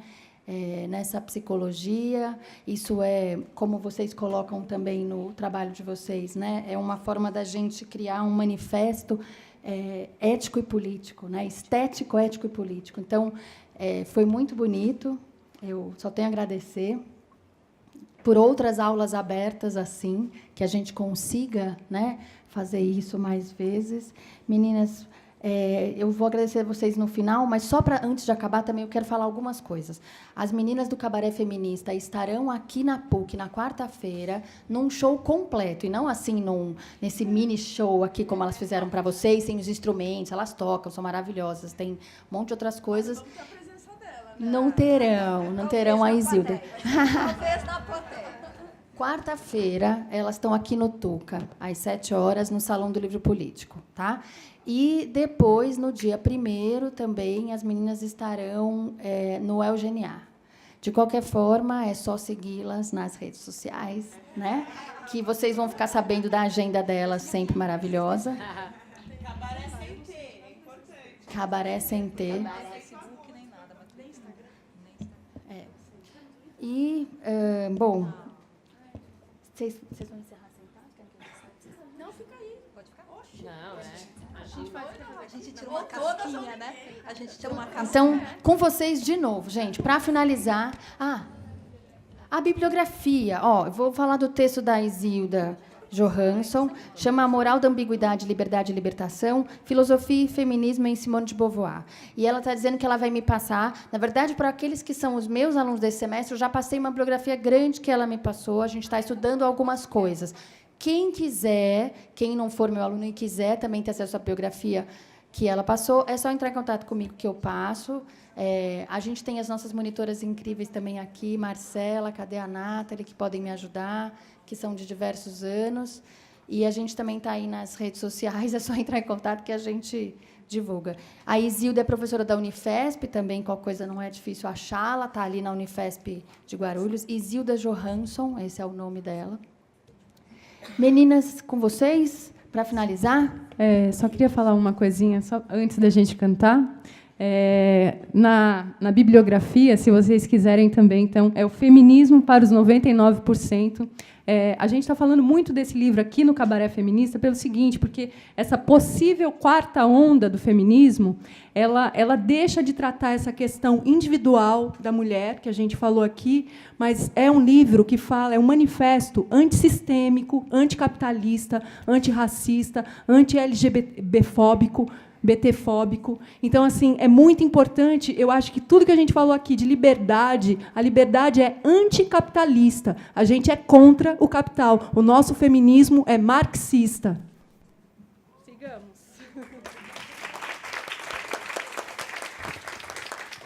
Essa é a Elaine, que está na direção musical junto com a Evelyn Fonin. Mãe da Bárbara e do Leon. A Bárbara é minha filha, estuda psicologia aqui, me ajuda a cuidar do Leon, meu filho. Eu tenho que agradecer, né, porque a gente fala muito sobre reprodução social do trabalho e a gente sempre tem pessoas cuidando dos nossos filhos para que a gente possa trabalhar. Uma das pessoas é minha filha. Muito obrigada, Bárbara. Cadê o microfone? Ó, eu fiz uma sugestão ali para a Evelyn e ela concordou, atendendo a pedidos, porque para vocês, depois de fazerem as músicas finais, encerrarem ou, de repente, começarem com a cena da linguagem de novo, porque algumas pessoas não estavam e porque ficou um pouco longe o microfone da Evelyn. Daí eu sugiro que vocês façam mais pertinho para a gravação. Aquela cena da linguagem. Pode ser? Atendendo a pedidos. Só esse, repeteco. Tá bom. Então a gente começa com ele. Pode ser? Pode ser. Não, a gente segura. A gente segura. A gente vai fazer assim. A gente pode fazer assim. Ah, é tipo uma cena conferência. Aqui, alô, 1, 2, sim. Boa noite. Estamos aqui com a cena da linguagem. Vamos lá. Cachorro.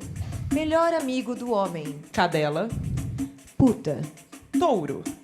Homem forte. Vaca. Puta. O galinha. Homem que se relaciona com muitas mulheres. A galinha. Puta. Vagabundo. Homem que não trabalha. Vagabunda. Puta. Pistoleiro. Homem que mata pessoas. Pistoleira. Puta. Aventureiro. Viajante desbravador. Aventureira. Puta. Homem da vida. Homem de grande experiência. Mulher da vida. Puta. Homem público. Homem de grande experiência. Homem. Que ocupa um papel social importante. Mulher pública. Puta. Vadio.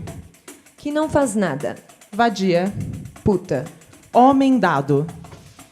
Ousado, petulante. Mulher dada. Puta. Atrevido. Atrevido. Ousado, petulante, na verdade. Atrevida. Puta. Atirado. Disponível, impetuoso. Atirada. Fiquei nervosa. Puta. Ambicioso. Visionário, enérgico. Ambiciosa. Puta. Um qualquer. Fulano, Beltrano. Uma qualquer. Puta. Puto. Nervoso. Irritado. Puta. Puta. Puta.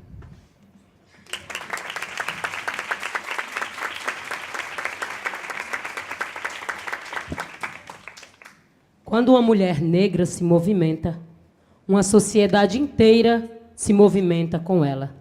Angela Davis.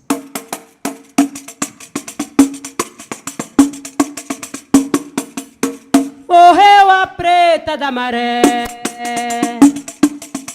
a negra da senzala, que foi sentar com os doutor, foi falar de igual para igual com os homens.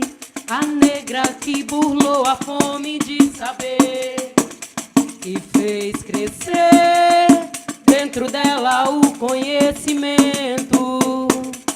Aquela que por um momento de humanidade sonhou com a justiça, lutou por liberdade e ousou ir mais alto do que permitia a sua cor. E ousou ir mais alto do que permitia a sua cor.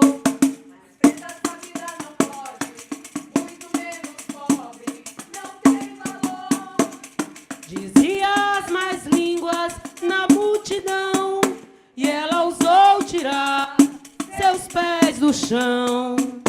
Morreu, morreu a preta sem noção, que falava a verdade na cara do patrão, que carregava a coragem como um bagagem no coração. O tiro foi certo e acertou com maldade, ecoando seco no centro da cidade. Morreu a preta da maré, a negra da senzala, que foi sentar com os doutor, foi falar de igual para igual com os homens. Quantas mais vão ter que morrer para que essa guerra acabe? Marielle Franco? Presente! Marielle Franco?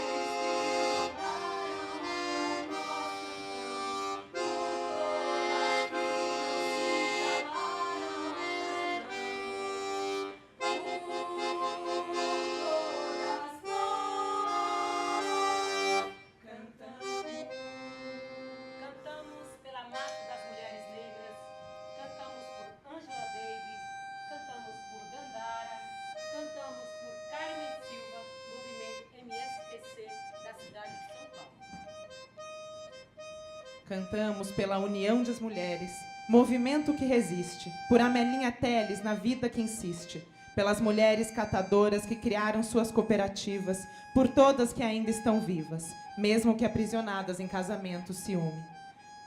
Por cada luta que nos une, MST, MNCR, Movimento Antimanicomial, MAB, Mães de Maio, MTST, Movimento Zapatista, PKK, Movimento Passe Livre, que a nossa revolução vive e não sermos interrompidas.